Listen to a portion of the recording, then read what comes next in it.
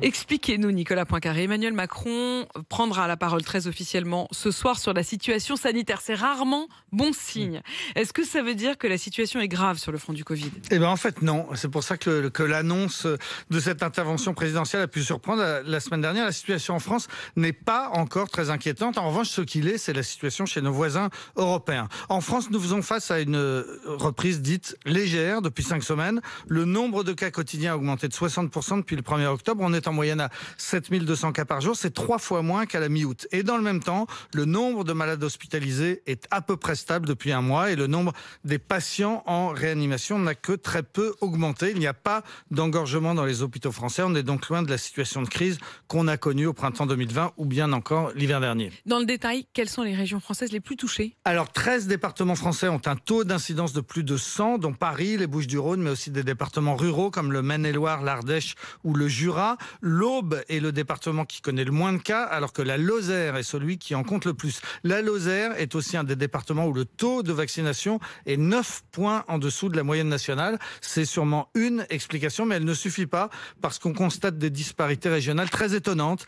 Il y a par exemple 2 fois plus de cas en Vendée que dans le département voisin de la Charente-Maritime, 2 fois plus de cas dans les Ardennes que juste à côté dans l'Aisne. Pourquoi ? Eh bien, je n'ai trouvé personne capable de me l'expliquer. Pourquoi ? Eh ben, mystère et boule de com, comme disent les boomers. En tout cas, ces chiffres augmentent mais n'explosent pas et ils placent la France parmi les meilleurs élèves de l'Europe, précisément 5e sur 53 pays. Seuls l'Espagne, l'Italie, le Portugal et la Suède ont un taux d'incidence inférieur au nôtre. L'Europe qui est actuellement l'épicentre de l'épidémie. Oui, l'expression est du directeur de l'OMS pour l'Europe, Hans Klug, qui a annoncé le chiffre de 500 000 morts possibles en Europe d'ici le mois de février prochain. Actuellement, lorsque 100 personnes sont contaminées par le virus dans le monde, sur 100, eh bien 62 sont des Européens, 62% des cas dans le monde, alors que les Européens ne représentent que 10% de la population mondiale. Chaque jour, 250 000 personnes sont contaminées et l'on compte 3 600 morts par jour en Europe. Voilà donc les données qui justifient ce terme de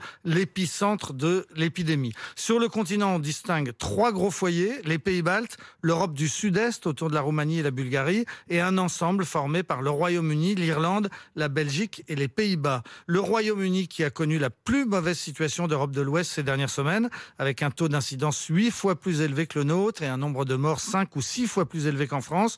On l'explique par une levée totale de toutes les restrictions sanitaires à la mi-juillet ou bien par une moindre efficacité du vaccin anglais, l'AstraZeneca. Seule nouvelle encourageante, le pic en Grande-Bretagne semble être passé.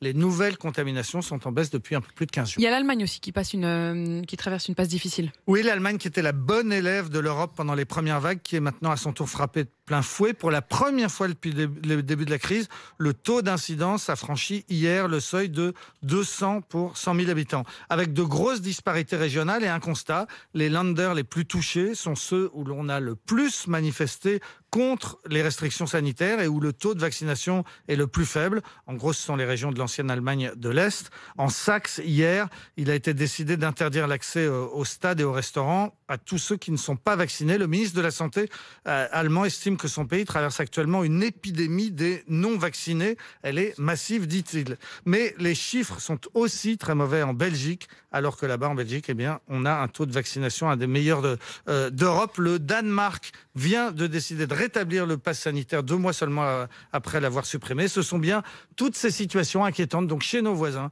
qui justifient l'inquiétude des autorités françaises et l'intervention d'Emmanuel Macron ce soir. Il est bientôt 8h sur RMC et RMC Story. Dans un instant, la météo, le journal.